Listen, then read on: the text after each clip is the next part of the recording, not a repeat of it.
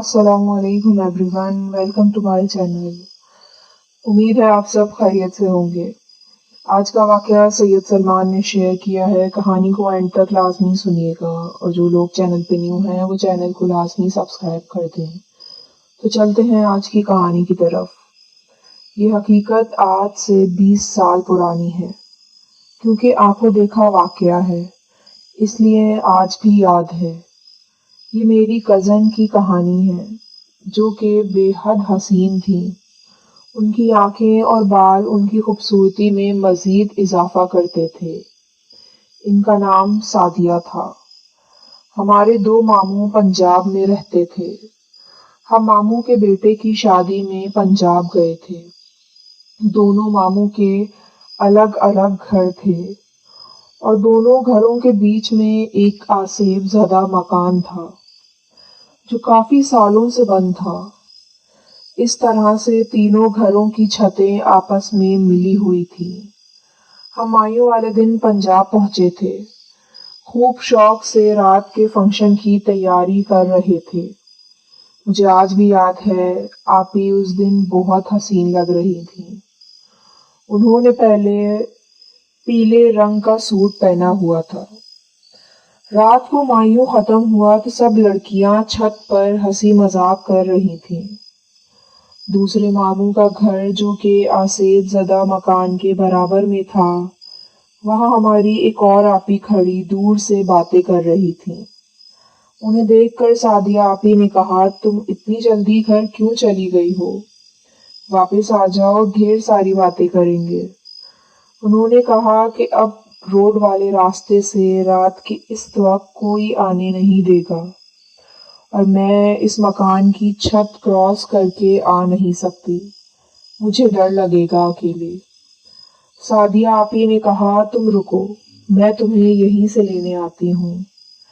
ये कहकर वो आसेब ज़दा मकान की छत पर उतर गईं। बाकी लड़कियों ने उन्हें रोकना चाहा कि यहाँ से ना जाओ, क्योंकि इनके बाल खुले हुए थे और पीले रंग का सूट पहना हुआ था, लेकिन वो नहीं मानी। उस मकान की पूरी छत उन्होंने क्रॉस की और कज़न को साथ लेकर कुछ ही वक्त में वापस आ गईं। वो उनकी जिंदगी का आखिरी फंक्शन था। रात बहुत हो गई थी। बातें करते करते सब सो गए। सुबह उठे तो उन्हें मामूली बुखार था।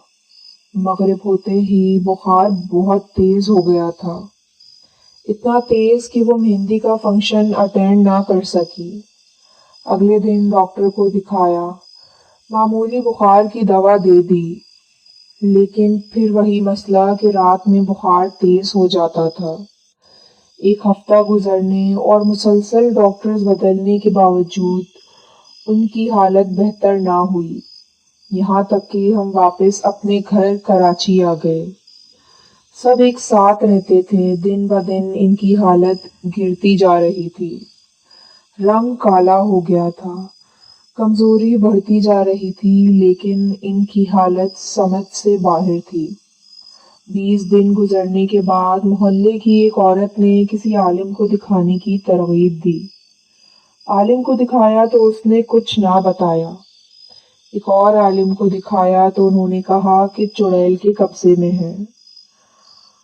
कोई अफाका नहीं हुआ उतारों से भी। 40 दिन इनके बुखार में गुजर गए, पर तबीयत बेहतर ना हुई। दोबारा उन्हें एक अस्पताल में एडमिट करवा दिया। सारी रिपोर्ट्स क्लियर थी, कोई बीमारी ना थी। एक डॉक्टर ने एक आलिम का पता दिया। आलिम ने उन्हें देखा और बताया कि एक वीरान जगह से इनका गुजर हुआ है। वहां जिन्नात का एक पूरा खानदान आबाद था। वो इसको अपनी जकड़ में ले चुके हैं। वो उसे नहीं छोड़ेंगे, साथ लेकर जाएंगे। मैं उतारा नहीं कर सकता क्योंकि बहुत गहरी कुव्वत है। पलट कर आपको और मुझे नुकसान पहुंचा सकती है। इस बच्ची के बालों के आशिक हैं वो। आप अल्लाह से दुआ करें और कुरान की तिलावत उनके सामने किया करें और उनके बाल काट दें। लिहाजा अगले दिन हज्जाम को बुलाया, लेकिन अगले दिन जब हज्जाम आया तो एक ही रात में उनके बाल सिमट कर सख्त गुच्छा बन गए थे। बाल किसी कैंची से ना कटे। हज्जाम समझ गया था कि मामला कुछ और है, तो उसने आपी के बाल काटने से इनकार कर दिया। घर में सब बहुत परेशान थे। भाई ने परेशान होकर खुद आपी के बाल 12 घंटों के वक्त में काट दिए कि शायद वो ठीक हो जाएं। बाल काटने के अगले दिन बिल्कुल ठीक थी, घर में थी, सब खुश थे, इसलिए कि शायद ठीक हो रही थी। लेकिन रात 12 बजे उनकी तबीयत अचानक खराब हुई। वो बार बार कह रही थी कि भाई ये सब बहुत खौफनाक है, मुझे ले जाएंगे, मुझे बचा ले भाई, मैं इनके साथ नहीं जाना चाहती। भाई मैं जीना चाहती हूँ, भाई मुझे इनसे बचा लें, ये इनके आखिरी अल्फाज थे। ये कहते कहते ही वो बेहोश हो गई थी। किसी और आलिम को बुलाया तो उन्होंने कहा कि जो जिन्नात इनके बालों के आशिक थे, बाल काट देने की वजह से वो इनके जिस्म में सरायत कर गए हैं। आपको बाल नहीं काटने चाहिए थे। अब आखिर में कुछ नहीं किया जा सकता। फजर के वक्त एक बहुत तेज चीख से पूरा घर गूंज उठा था। आपी को जाकर देखा तो वो इंतकाल कर गई थी। यूं एक हंसती मुस्कुराती जिंदगी कहीं गुल हो गई थी। तो दोस्तों, अगर आप लोगों के साथ भी इस तरह का कोई वाकया पेश आया है तो डिस्क्रिप्शन में दिए गए नंबर पे अपनी कहानी ज़रूर शेयर कीजिएगा। अल्लाह हाफिज़।